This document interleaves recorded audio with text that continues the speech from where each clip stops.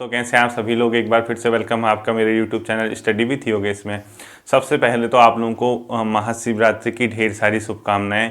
मेरी दुआ है कि भगवान केदारनाथ भोलेनाथ इस बार आपकी मंजिल तक आपको लेकर जाएं और आप इस बार अपनी सफलता का जश्न मनाएं। ठीक है, जो ये आने वाली जो आई हुई पोस्ट हैं, मैं चाहता हूं कि अधिकांश लोगों का इसमें से सिलेक्शन हो जाए, जो थोड़ा सा लंबे समय से पढ़ रहे हैं या जिसे भी ज़रूरत है। और मैं अब हर कोई तो निकलेगा नहीं, लेकिन मेरी दुआ है अधिकतम लोगों का इसमें क्या हो जाए, चयन हो जाए। ठीक है, हम लोग आज एक नए ज़िले की शुरुआत करेंगे। कल मैंने एक पोल भी किया था, उसमें ये पूछा था क्या क्लास आज ऑफ रखी जाए या ऑन रखी जाए। तो अधिकांश लोगों का मत था कि आज क्लास को कंटिन्यू की जाए, और बहुत से लोग तो ये कह रहे थे सर हमारी महाशिवरात्रि तो तब होगी जब हमारा चयन हो जाएगा। चलिए, इसी के साथ मैं भी आप लोग के नए ज़िले को लेके आया हूँ। ठीक है, लास्ट के 2 ज़िले बचते हैं, उसके बाद उत्तराखंड के इंडिविजुअल टॉपिक चलेंगे। उत्तराखंड के ऐसे टॉपिक आप लोगों को, ऐसे क्वेश्चन आपको कराऊंगा जहां आप लोग हमेशा बेहोश होते आए हैं, जिसने आपके कैरियर को बर्बाद भी किया है। मैं तो यही कहूँगा, आधे से ज़्यादा ऐसी चीज़ें आपके कैरियर को बहुत हद तक प्रभावित किए। आपके चयन न होने का कारण ये है कि आप उन क्वेश्चनों को अधिक समय देते हैं जो आप पढ़ने के बाद भी सही नहीं करके आते। एक तो आपको या तो आएगा ही नहीं वहाँ, या अगर आता भी होगा उसको गलत करके आते हैं। तो ठीक है, वो मैं आपको कराऊंगा, और मैं कोशिश करूंगा या मैं बताना चाहता हूँ कि अधिकांश समय अब आपको जनरल स्टडी में देना होगा। अपनी जीएस को स्ट्रांग रखिए, उत्तराखंड को साथ साथ लेके चलिए, और परीक्षावाणी ये मानते हुए कि कंप्लीट आप लोगों ने कर ली होगी। हम लोग आगे को परीक्षावाणी कैसे आपको कहाँ से क्वेश्चन पूछा जाएगा वो भी मैं बताऊंगा। ठीक है, जल्दी से आप लोग एक बार ये मैप ड्रॉ कर लीजिए। जिला नैनीताल लिख लीजिए। इसमें क्या लिखोगे, जिला नैनीताल, यानी हमने आज से नैनीताल जिला देखना है, और लास्ट के 2 जिले बचते हैं, नैनीताल और हरिद्वार, और अंत में आएगा हरिद्वार। तो नैनीताल जिला आपको ड्रॉ करना है। सबसे पहले इसकी सीमाएं दिखा दीजिए। इस पोर्शन में उत्तरी भाग में अल्मोड़ा से घिरा हुआ है, वेस्टर्न साइड से पौड़ी और यूपी से, यूपी का हल्का सा इलाका इसको टच करता है, और जबकि साउथ ईस्ट पोर्शन में इसके दक्षिणी भाग में यूएस नगर यानी उधम सिंह नगर है, और उधम सिंह नगर यहाँ से शुरू होगा लगभग इस पोर्शन से। ठीक है, यहाँ से इस इलाके तक उधम सिंह नगर होगा, और ये क्या है आपका चंपावत है, और अंदर के इंटरनल पोर्शन पे अभी मैं आपको घुमाता हूँ। ठीक, तो देखिए ये है अपने आप में नैनीताल जिला, जो कि अल्मोड़ा, पौड़ी गढ़वाल, उधम सिंह नगर और चंपावत के साथ सीमा को साझा करता है। यहाँ से आप पूरा अल्मोड़ा का इलाका, पौड़ी, चंपावत वगैरह जा सकते हैं।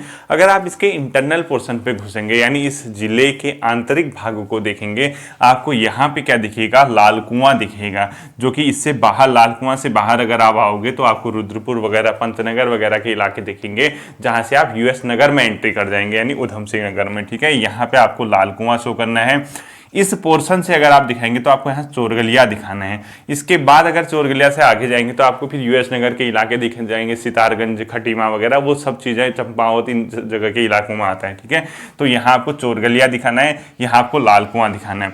जब आप चोरगलिया से इस पोर्शन की ओर जाएंगे, यानी ये डॉटेड जो लाइन दिखा रखी है मैंने, यहाँ आपको हल्द्वानी शहर दिखाना है, और हल्द्वानी से अगर आप आगे को बढ़ेंगे आपको कालाढूंगी दिखाना है। कालाढूंगी के बाद आप रामनगर जाएंगे।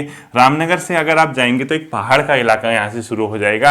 यहाँ प्रसिद्ध मंदिर आपको जो देखने को मिलता है, गर्जिया माता का मंदिर यहाँ पे है, और बहुत ज़्यादा इंपॉर्टेंट है, बहुत प्रसिद्ध धाम है, जो कि कोसी नदी के किनारे है। और यहाँ से आगे आपको एक मोहान नाम की जगह मिलेगी, जहाँ फार्मास्यूटिकल लिमिटेड वगैरह आपने सुने होंगे, और उसके बाद आपको अल्मोड़ा जिला यहाँ से मिलेगा। रामनगर से अगर आप इस वाले डायरेक्शन में आते हैं, यानी यूं इधर को अगर आप आएंगे तो आपको काशीपुर वगैरह के इलाके देखने को मिल जाएंगे। ठीक है, वो यूएस नगर के हिस्से के अंदर आ जाएंगे। इस प्रकार से अगर आप इधर साइड को आएंगे तो काशीपुर वगैरह। तो ये आपको एक पूरा ड्रॉ करना है। यहाँ चोरगलिया, यहाँ हल्द्वानी, कालाढूंगी, रामनगर, गर्जिया, मोहान, और यहाँ से फिर पहाड़ का इलाका शुरू हो जाएगा इससे अंदर को। जब आप कालाढूंगी और रामनगर के बीच से जाएंगे तो इन इलाकों में एक ऐसी जगह पड़ती है जो एक अलग रोड कटी है, वो नैनीताल शहर की ओर जाती है, यानी नैनीताल की ओर। तो यहाँ से आप दिखा दोगे, कालागढ़ के बगल में पावलगढ़ या पवालगढ़ दिखाओगे, इधर से आपको नैनीताल को शो करना है। और जहाँ आपने गर्जिया और रामनगर दिखाया, यहाँ पे आपको ढिकाला भी लिखना है, जो कि कॉर्बेट का प्रवेश द्वार आपने सुना होगा, वो यहीं पे अवस्थित है। ढिकाला आपको दिखाना है। ठीक है, ये पवालगढ़ दिखा दो, यहाँ पे आपको नैनीताल शो करना है। नैनीताल से ऊपर की ओर यानी नॉर्थ की ओर खैरना और गर्म पानी, ये है खैरना, ये गर्म पानी, और यहाँ से अगर आप जाओगे तो यहाँ से फिर अल्मोड़ा आपको मिल जाएगा। ठीक है, यहाँ खैरना दिखाना है, यहाँ गर्म पानी, यहीं पे आपको क्या दिखेगा, जो भवाली का इलाका है, यानी यहाँ आपको भवाली दिखाना है और भवाली भी अपने आप में काफ़ी ठंडा इलाका है। भवाली के नीचे आपको भीमताल दिखाना है। यहाँ पे यहाँ भवाली है, यहाँ भीमताल है। भीमताल से अगर आप साउथ की ओर देखेंगे तो आपको नौकुचिया ताल देखने को मिलेगा और नौकुचिया ताल के बाद आपको नीचे कैलाश मंदिर और यहाँ पे आपको हैड़ा खान आश्रम देखने को मिलेगा।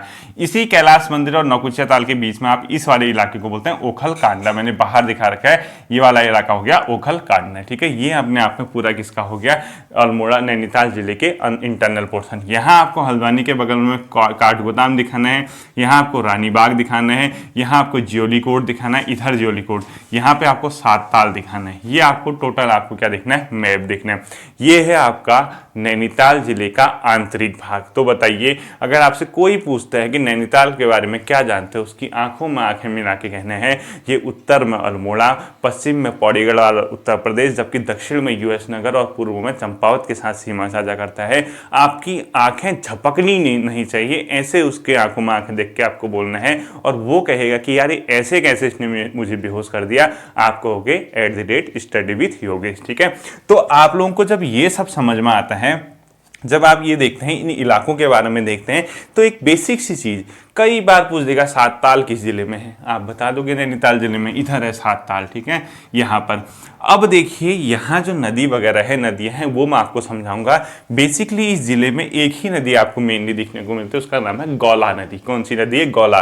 वो गौला नदी है अपने आप में, ये रानीबाग, काठगोदाम होते हुए, चोरगलिया होते हुए यहाँ से यूएस नगर की ओर चले जाती हैं। और जो गौला नदी है, इसके बारे में मैंने आपको उधम सिंह नगर की वीडियो में भी समझाया था। तो आप ये पूरा दिखा दीजिए, अल्मोड़ा, पौड़ी, यूपी, यूएस नगर, यहाँ से चंपावत, यहाँ पे ओखलकांडा, अंदर के पोर्शन में इधर चोरगलिया, यहाँ लाल कुआं, यहाँ हल्द्वानी, यहाँ काठगोदाम, यहाँ पर रानीबाग, इस पोर्शन पे काला ढूंगी, यहाँ पावलगढ़, यहाँ रामनगर, यहाँ गरजिया, यहाँ मोहान, यहाँ ढिकाला, यहाँ गर्म पानी, खैरना, नैनीताल, सात ताल, ज्योली कोट, भवाली, भीमताल, नौकुचिया ताल, कैलाश मंदिर, हैड़ा खान, ओखलकांडा, और एक जगह यहाँ पे पड़ते अमनगढ़ का किला। ठीक है, नहीं, अमनगढ़ किला वो इस वाले पोर्शन पे पड़ेगा। तो आप पूरा का पूरा मैप को क्या कर लीजिए, ड्रॉ कर लीजिए। ये तो क्या है, नैनीताल। अब देखिए, सबसे पहली चीज सीधे सीधे लिख लीजिए, उत्तर में किससे घिरा है, अल्मोड़ा लिख लीजिए। ठीक है, जैसे मैं हमेशा हर वीडियो में बताता हूँ, उत्तर में लिख लो अल्मोड़ा, वेस्ट में यानी पश्चिम में लिख लो आप लोग, पश्चिम में 2 लिखोगे, पौड़ी प्लस यूपी, साउथ में यानी दक्षिण में आप लोगों को लिखना होगा यूएस नगर से यूएस नगर, और ईस्टर्न पोर्शन पे यानी पूर्व में किससे घिरा है, चंपावत, यानी सी लिख जाए। ठीक है, तो उत्तर में अल्मोड़ा से घिरा है, पश्चिम में पौड़ी और यूपी से सीमा साझा करता है, दक्षिण में उधम सिंह नगर से सीमा साझा करेगा और पूर्व में किससे करता है, चंपावत से। ये अपने आप में सीमा साझा करता है। ठीक है, ये यूपी में कुछ ही इलाका इसका टच करता है। ये आपका क्या हो गया, नैनीताल के जो सीमाएं साझा करता है वो किसके साथ करता है। अब देखिए, ये जो इलाका है, इस नैनीताल की खोज का जो श्रेय जाता है कि इसको खोजा किसने था, ये बताया गया कि पी बैरन नाम के एक व्यक्ति थे, यानी पीटर बैरन उनका नाम था, उसको इनकी खोज का श्रेय जाता है और 1843 में उन्होंने इसको खोजा था। अधिकांशतः इतिहासकार इसकी खोज पी बैरन को ही मानते हैं। वो घूमते हुए केदारनाथ बद्रीनाथ की यात्रा आए थे, पहाड़ होते हुए वो नैनीताल पहुंच गए, एक झील देखी, जिन्होंने इसकी खोज का श्रेय जाता है। तो आप पहला बात, ये सबसे बड़ी बात, खोज किसने की थी। ठीक है, यानी इस नैनीताल की खोज को लेकर सबसे बड़ा संशय बना हुआ है। अब आप मत कहना सर इतिहास की किताब में ये लिखा है, अखबारों की कटिंग मुझे मत भेजना, ये है वो है। इसके बारे में खोज की स्पष्ट जानकारी का अभाव है, यानी अभाव का मतलब जानकारी स्पष्ट नहीं है। लेकिन मान्यता के अनुसार जो अधिकांश इतिहासकार मानते हैं कि इसकी खोज जो हुई थी, पी बैरन नाम का एक अंग्रेज यात्री था, उसके द्वारा इसकी खोज की गई थी। और जो आपके एग्जाम में है वो भी इसी से संबंधित क्वेश्चन आता है कि पी बैरन ने इसकी खोज की थी। अब इसके पीछे क्या तथ्य मैं आपको समझाता हूँ। देखो, पी बैरन एक अंग्रेज यात्री था जो कि अलग अलग इलाकों में, दुर्गम पहाड़ियों में घूमना पसंद करता था। उसके बारे में बताया जाता है कि वो पिलीग्राम नाम से अपनी यात्राओं का विवरण लिखता था कि वो कहाँ गया, कैसे गया। तो एक बार हुआ क्या था, वो बद्रीनाथ केदारनाथ की यात्रा पे आया था 1839 के आसपास। वो कहाँ पहुँचा, जो खैरना इलाका मैंने दिखाया है वो इस इलाके में पहुँचा, और वो ये जानना चाहता था कि शेर का डांडा नामक पहाड़ी कहाँ पे है, कौन सी पहाड़ी शेर का डांडा है। यानी पी बैरन क्या किया था, जब अपनी बद्रीनाथ केदारनाथ यात्रा पे आया था तो 1839 के आसपास वो कहाँ पहुँचता है, खैरना पहुँचता है, यानी खैरना जो गर्म पानी का इलाका है यहाँ पहुँचता है। और वो क्या जानना चाहता था कि जो शेर का डांडा पहाड़ी है, शेर का डांडा, डांडा, इस पहाड़ी के बारे में वो क्या करना चाहता था, जानना चाहता था कि ये पहाड़ी आखिर कहाँ है। तो जो स्थानीय वहाँ पे व्यक्ति थे, बहुत उसने कोशिशें की, पहले तो उसको बताया नहीं गया, लेकिन जो वहाँ के लोकल लोग थे उन्होंने उसको बताया होगा कि यहाँ पे शेर का डांडा पहाड़ी है। तो वो किसी न किसी तरीके से, जैसे उससे कहा गया था कि वो बहुत दुर्गम इलाका है, वहाँ मत जाइए, तो ये मान्यता है कि वो वहाँ चला गया। और वो जब शेर का डांडा पहाड़ी पर पहुँचता है तो उसको एक भव्य झील दिखती है जिसको नैनी झील या नैनीताल कहा जाता है। तो अब वो 1839 के आसपास उसको मिली। लेकिन होता है क्या है कि जब वहां से वो कोलकाता जाता है, वापस जाता है यात्रा करने के बाद, तो वो अपनी यात्राओं का विवरण लिखता है। और विवरण लिखने के बाद इंग्लिश मैन नाम का एक अखबार था, 1841 यानी 24 नवंबर 1841 में उस इंग्लिश मैन नाम के अखबार में नैनीताल का सबसे पहले क्या किया गया, जिक्र किया गया। इसीलिए किताबों में लिखा है इसकी खोज 1841 में हुई थी। ठीक है, तो आप आगे लिखोगे शेर का डांडा पहाड़ी पे खैरना पहुंचा था। ठीक, अब देखिए, तो वो जब क्या जाता है, कोलकाता जाता है, तो इंग्लिश मैन नाम का एक अखबार होता है, इंग्लिश मैन। इंग्लिश मैन नाम के अखबार में ये क्या था, एक न्यूज़पेपर था।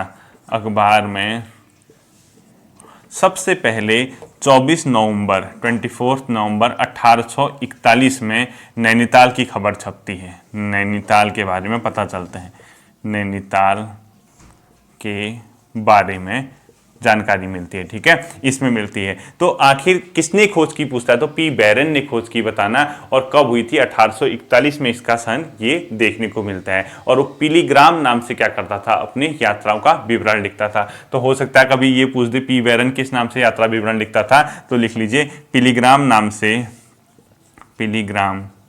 नाम से पी बैरन द्वारा अपनी यात्राओं का विवरण लिखा गया। तो ये क्या लिखोगे, पिलीग्राम नाम से यात्राओं का विवरण। अब दूसरी मान्यता है कि कई इतिहासकार इसको नहीं मानते हैं खोजकर्ता, वो मानते हैं, जब अब इसके बारे में लिखाऊंगा नहीं, वो सुन लो, आप खुद ही नोट कर लेना, बोलते बोलते मेरे जो मेन पॉइंट है वो लिख लो। ठीक है, दूसरे इतिहासकार क्या मानते हैं, जब अंग्रेजों ने कुमाऊं पे शासन किया, यानी 1815 में गोरखों को हराने के बाद गार्डनर को यहाँ का क्या बनाया गया, कमिश्नर बनाया गया। और 3 मई भी लिखा है, 8 मई भी लिखा है, और डेट वगैरह कुछ नहीं आती है।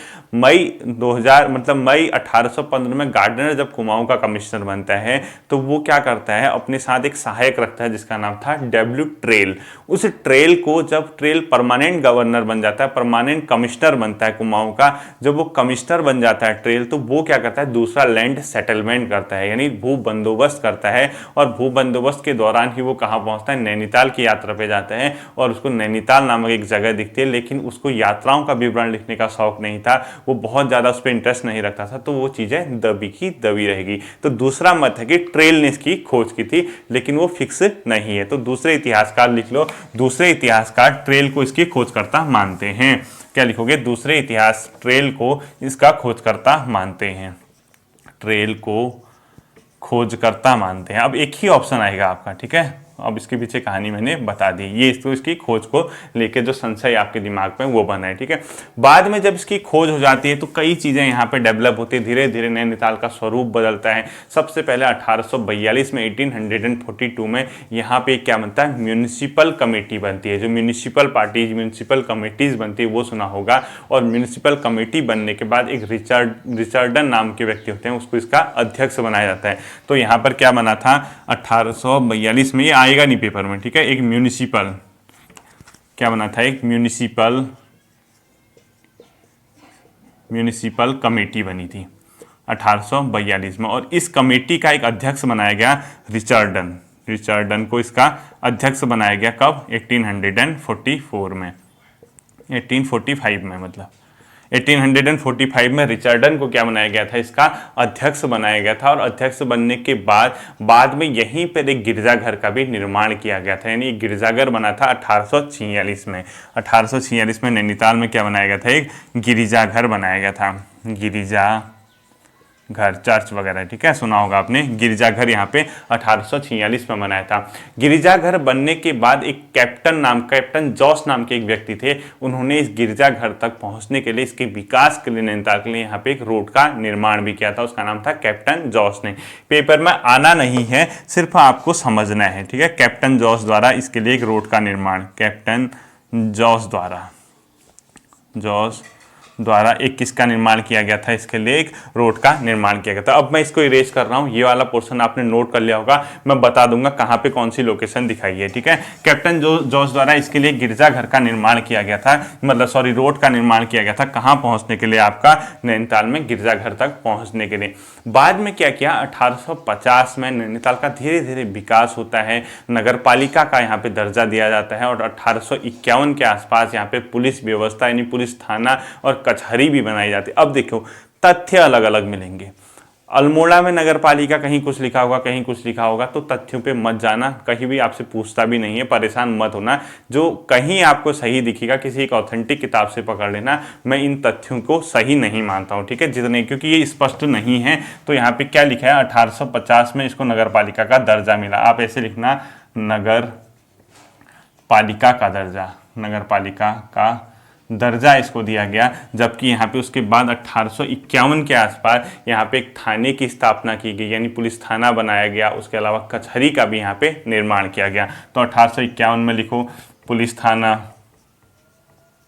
प्लस कचहरी का यहाँ पे निर्माण किया गया। कहाँ पे, नैनीताल में किया गया 1851 में। इसके बाद जब आगे को बढ़ोगे विकास क्रम में, 1860 में यहाँ पे एक विक्टोरिया होटल बना था, और विक्टोरिया होटल का जो निर्माण किया गया था मेजर गास्टर्न के द्वारा किया गया था। ये थोड़ा ध्यान रखना, ठीक है, क्योंकि फेमस होटल था।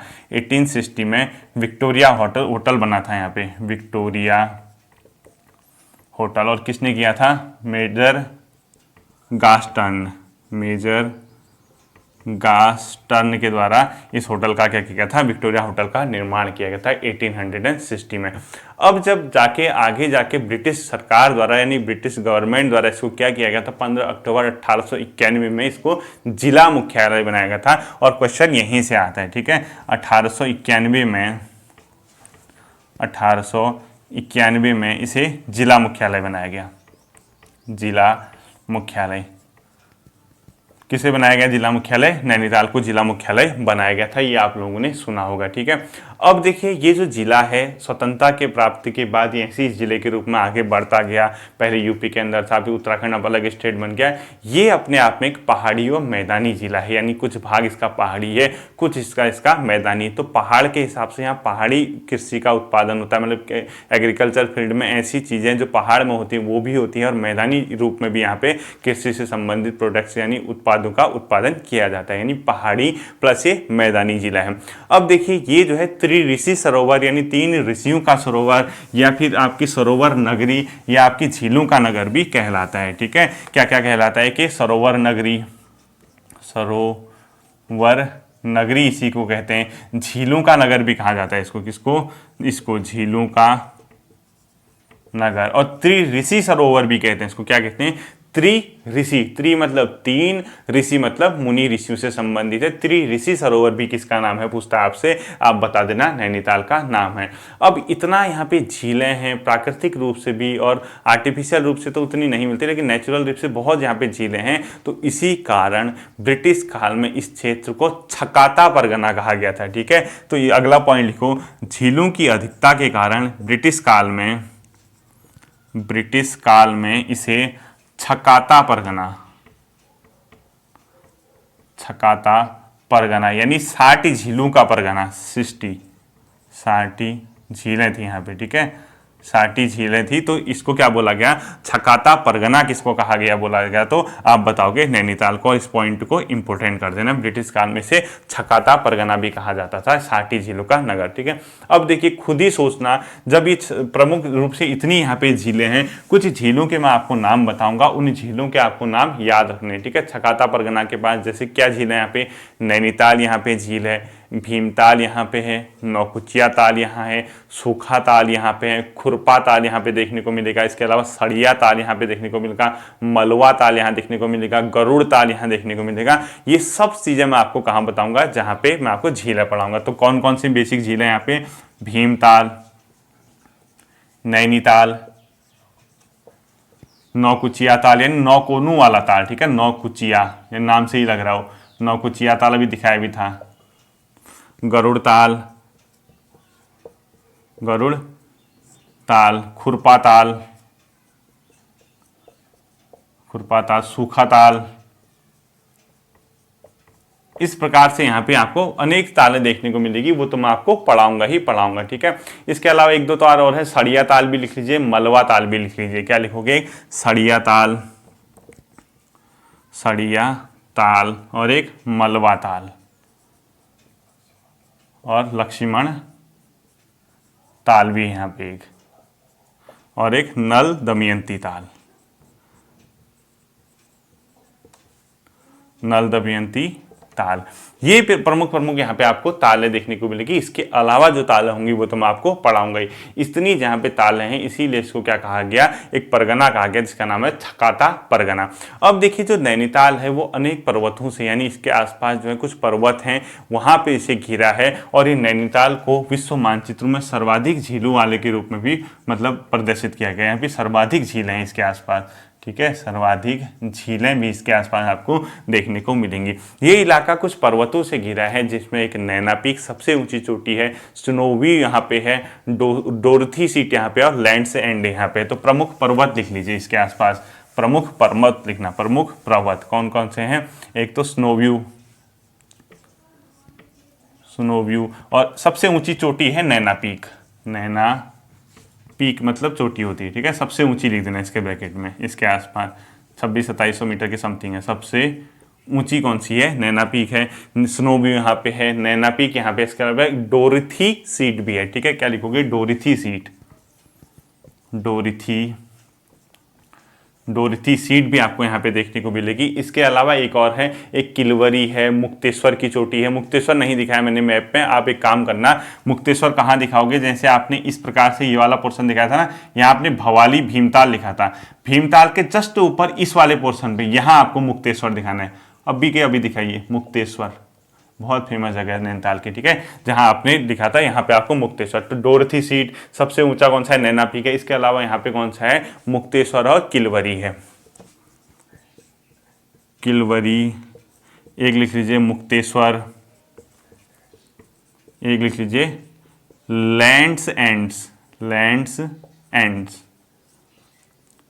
लैंड्स एंड यहीं पे है, ठीक है। ये यहाँ की प्रमुख प्रमुख क्या हैं? चोटियां आपको देखने को मिलेगी। अब देखिए इससे आगे हम पढ़ते हैं, आगे को क्या लिखाता हूँ वो देखिए।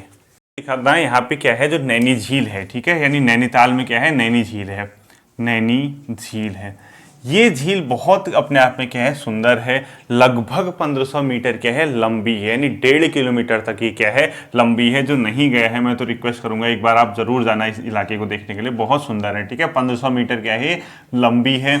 और इसकी जो चौड़ाई है, यानी जो चौड़ाई इसकी फैली है, लगभग 510 मीटर के आसपास ये चौड़ा है। 510 या 510 मीटर के आसपास इसकी चौड़ाई आपको देखने को मिलेगी। साथ ही साथ इसकी गहराई का कोई फिक्स्ड अनुमान नहीं है, किसी को नहीं पता है कितनी गहरी है। कहीं पे 10 मीटर है, कहीं पे 150 मीटर है, तो लगभग लिख लीजिए आप 10 से 150 मीटर, 10 से 150 मीटर के आसपास गहरी है, ठीक है, कोई फिक्स नहीं है। साथ ही नैनी झील अपने आप में 7 पहाड़ियों से अगल बगल घिरी पड़ी है, जिसको बोला गया सप्तभृंग, ठीक है। 7 पहाड़ियों से घिरी है, लिख दो 7, इनके नाम फिर बताऊंगा। पहाड़ियों से घिरी है, 7 पहाड़ियों से घिरी है, और इनको क्या बोला गया? सप्तभृंग, सप्तभृंग इसको बोला गया, ठीक है। किसको? नैनीताल, नैनी झील जो घिरी है। अब नैनी झील देखोगे आप, ये 2 भागों में डिवाइड है। यानी अगर सपोज ये झील है, ये इस प्रकार से अगर झील है, यहाँ क्या है? अपने आप में रोड है इस वाले पोर्शन पे, और इसके पल्ले साइड पे एक छोटी सी गली यानी रोड टाइप की है। इस झील का जो दो भागों में है, एक पोर्शन सपोज इतना है कि ये जो पहला पोर्शन है इसको बोला गया मल्लीताल, मल्लीताल बाजार है वहाँ, यहीं आपको हाई कोर्ट वगैरह, इसी मल्लीताल में हाई कोर्ट, राजभवन सब इस साइड में है। जबकि ये जो पोर्शन है इसको बोला गया तल्लीताल।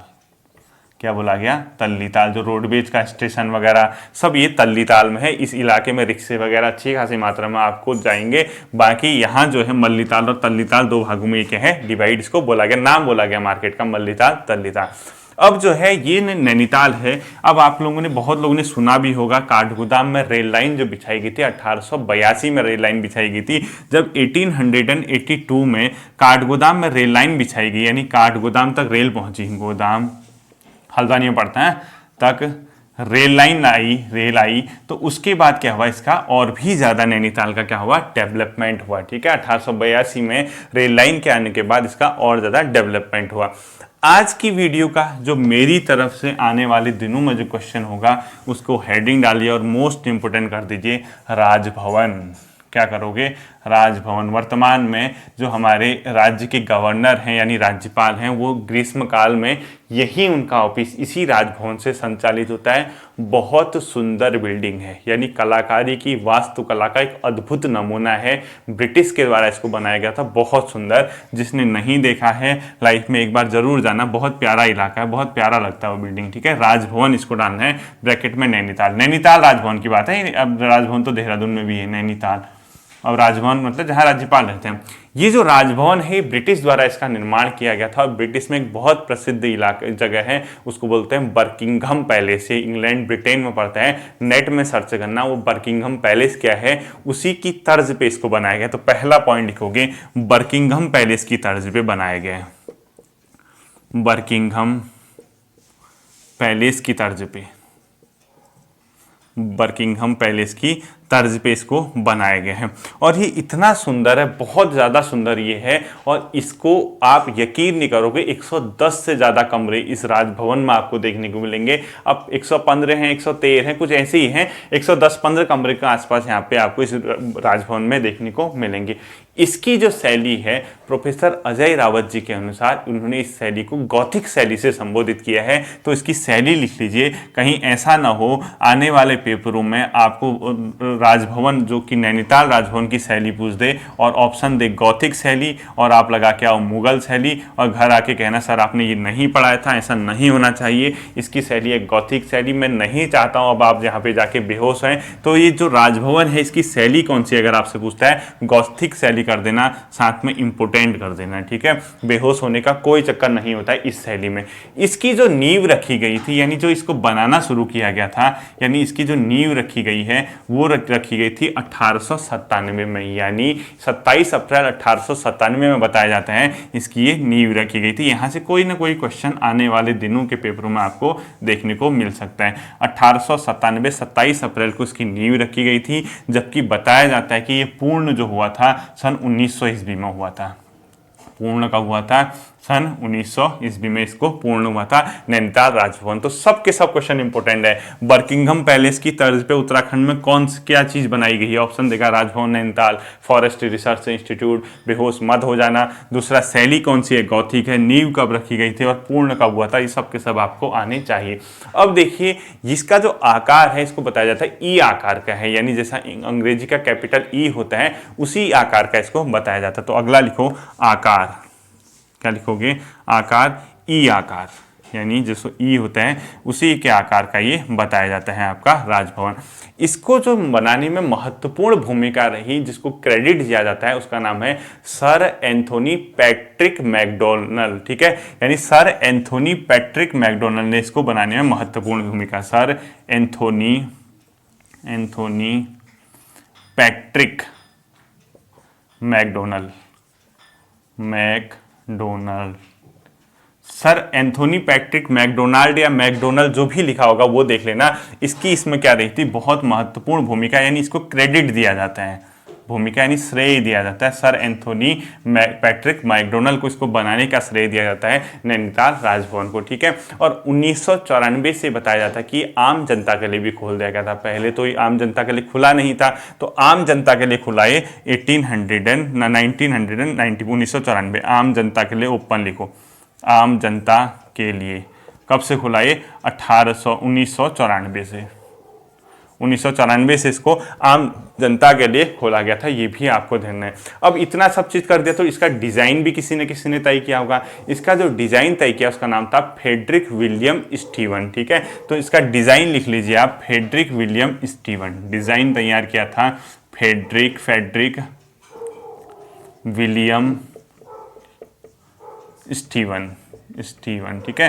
फ्रेडरिक विलियम स्टीवन ने इसका क्या किया था, डिजाइन तैयार किया गया था। और ये भी बताया जाता है कि जो हमारे देश का पहला वन महोत्सव हुआ था वो इसी में हुआ था, यानी राजभवन नैनीताल में। तो अगला पॉइंट लिखोगे, पहला वन महोत्सव 1950 में यहीं पे हुआ था। पहला वन महोत्सव कब हुआ था, 1950 में यहीं पर हुआ था। लिखो, पहला वन महोत्सव 1950 में इसी राजभवन नैनीताल में हुआ था। और प्रोफेसर अजय रावत जी के अनुसार नैनीताल का पहला गिरजाघर यानी जो चर्च वगैरह था इसी के अंदर बनाया गया था। तो लास्ट पॉइंट लिखो, प्रोफेसर अजय रावत के अनुसार नैनीताल, ऐसा मत लिखो प्रोफेसर अजय रावत के अनुसार, सिर्फ ये लिखो संभवतः नैनीताल का पहला गिरजाघर इसी के अंदर बनाया गया था। अब आप कहोगे सर अभी तो आपने पहले लिखा दिया, वो तो इतिहासकारों की मान्यता है, उसमें कुछ नहीं कर सकते हैं, ठीक है। तो ये या तो पॉइंट ही छोड़ दो, लिखने की जरूरत नहीं है, वैसे भी नहीं पूछना है उसने।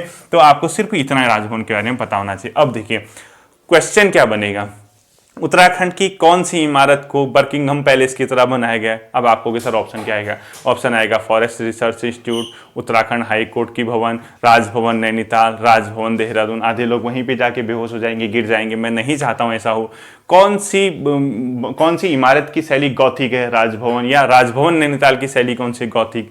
नींव कब पड़ी, 27 अप्रैल 1897। पूर्ण कब हुआ, 1900। ये भवन अपने आप में स्पेशल होते हैं, राजभवन है वो, राजभवन जहां गवर्नर हाउस होता है, गवर्नर बैठते हैं, ब्रिटिश के द्वारा बनाया गया था। आकार ये आकार था। सर एंथोनी पैट्रिक मैकडोनल्ड को इसको बनाने का श्रेय जाता है, यानी इसकी भूमिका महत्वपूर्ण थी। 1900 में बन के कंप्लीट हुआ। आकार ये आकार है, आम जनता के लिए 1994 में इसको खोला गया था। ये था आपका नैनीताल जिले का पहला भाग, पहला दिन। उम्मीद करता हूं आप लोगों की समझ आया होगा और कोशिश करना कि इसको आज के आज तैयार कर लो। अगर आपने शिवरात्रि का त्यौहार यानी फास्ट वगैरह भी बहुत लोगों का होगा, उसको तोड़ लिया होगा, उसके बाद शाम को इवनिंग में जब देखोगे आज के आज नोट्स बनाना। कल फिर मिलता है अगले वीडियो के साथ, ध्यान रखिए, थैंक यू।